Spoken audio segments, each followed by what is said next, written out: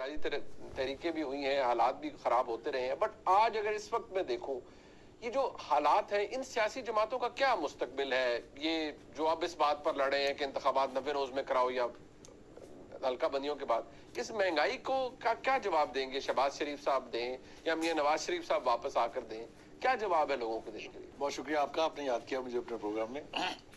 गुजारिश ये है कि हमने एक इस्तिलाह सुनी थी जब पिछली हुकूमत खत्म हुई थी पीटीआई की, कि जी वो पीटीआई जो है जाते जाते बारूदी सुरंगें लगा गई है।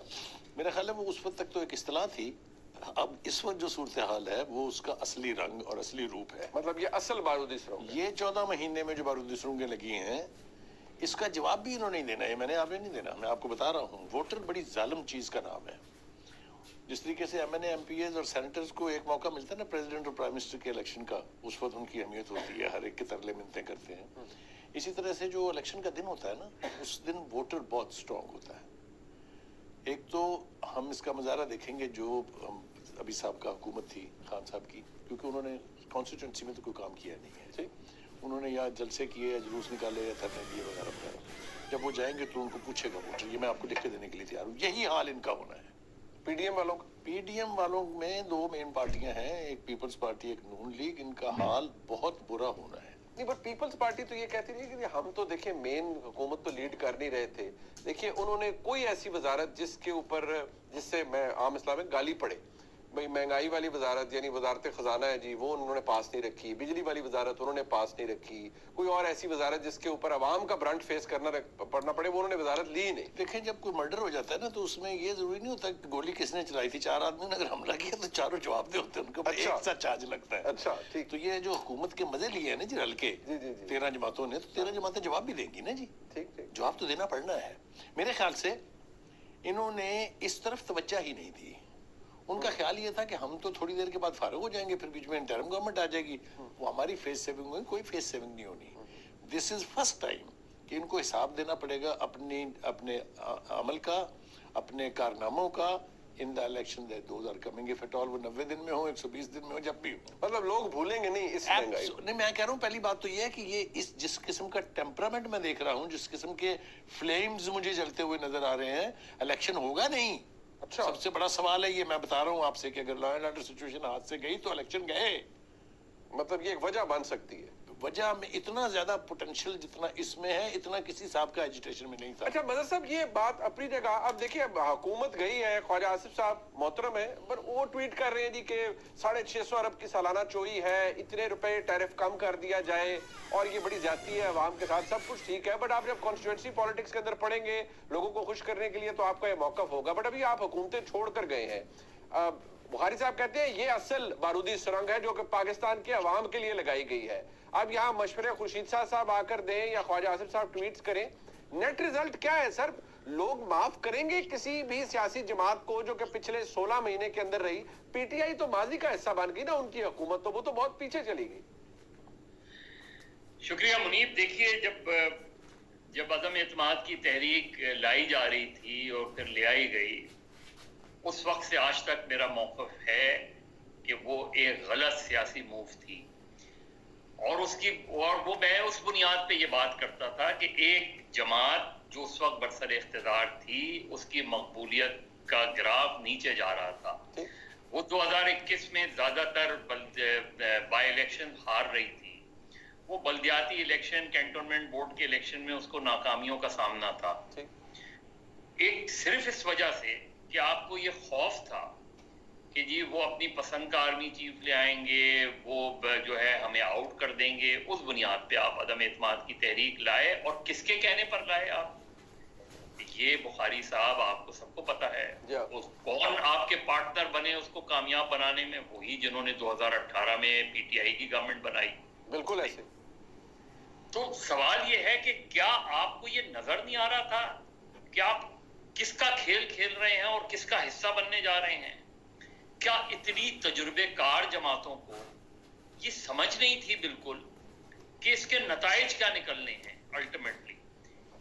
और दूसरे ये कि जो क्रूशल डिसीजन था, चले आपने फैसला कर लिया इमरान खान साहब को हटाने का, आपने हटा दिया इमरान खान, क्या आपके पास वो विजन था कि आप आगे कैसे लेके जाएंगे? آپ اسی وقت ہٹا کر انتخابات کا اعلان کر دیتے ہیں.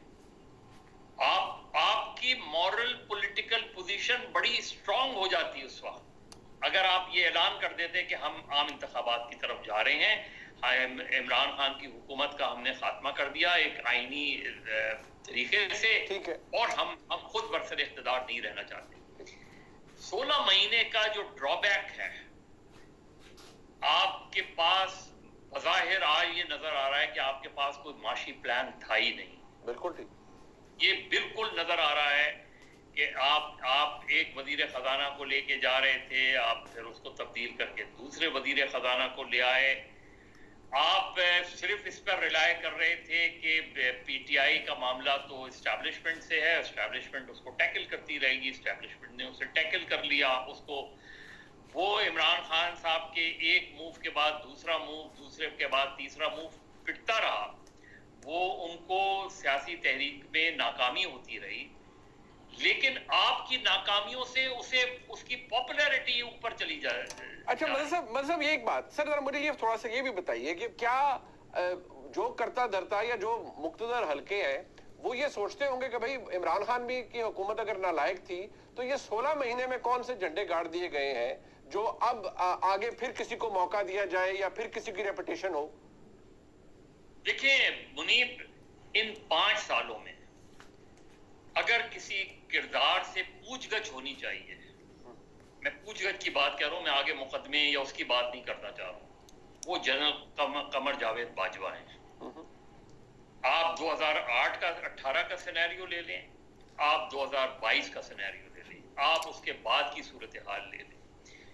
2 لوگ ہیں جن سے پوچھ گچھ ہونی چاہیے, جنرل باجوہ اور جنرل فیض, کیونکہ پولیٹیکل کرائسس سے براہ راست یہ متاثر نظر آتے ہیں. متاثر ان سینس کہ ایکسٹینشن ہو, ان کا تبادلہ ہو, پولیٹیکل مینوورنگ ہو, کسی کو یقین دہانی کرانی ہو, کسی کو غلط فہمی پیدا کرنی ہو, ہمیں ہر جگہ وہی کردار نظر آ رہے ہیں.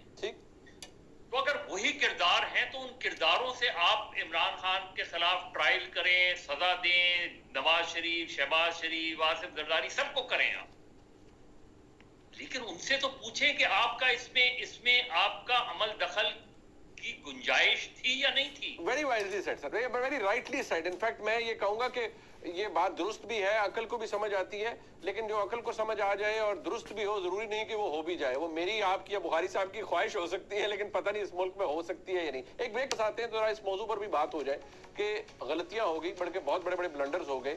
آج حالت یہ ہے کہ جس طرح بخاری صاحب نے کہا, اور میں خود بحیثیت ایک پاکستانی ہے سمجھتا ہوں کہ جتنی سیاسی جماعتیں یہ پی ڈی ایم کی خاص طور پر جو حکومت کر کے گئی ہیں, کیا آج عوام میں نکل سکتے ہیں؟ کیا جو لوگ سیکھ پائے ہیں بجلی کے بلوں پر, بڑھتی مہنگائی پر, ان کا سامنا کر سکتے ہیں جا کے؟ ایک بریک. منیپا شکریہ آپ کا. دیکھیں یہ اس وقت نگراں حکومت ہو یا کوئی سیاسی حکومت ہو, پرماننٹ حکومت ہو, اس وقت جو ریلیف دے سکتی ہے اس کے ہاتھ بہت بندھے ہوئے ہیں. بالکل وہ تھوڑا بہت جو ہے وہ ٹیکسیشن کو کم کر سکتی ہے, کچھ چیزوں کو ڈیلے کر سکتی ہے, وہ بالکل یہ کر سکتی ہے. لیکن for the most part given کہ آئی ایم ایف کا آپ کا ایگریمنٹ ہے اور اسٹینڈ بائی ایگریمنٹ ہے, اور گیون کہ آپ نے ٹیرف کے وعدے کرے ہوئے ہیں, آپ نے سرکولر ڈیٹ کم کرنے کے وعدے کرے ہوئے ہیں, آپ نے ٹیکسز کے وعدے کرے ہوئے ہیں, تو بہت کم روم ہے حکومت کے پاس. اور اسی لیے جو آپ نے آج بات دیکھی ہے کہ وہ پلیٹیچیوڈز تو تھے کہ ہم اپنا ایئر کنڈیشن بند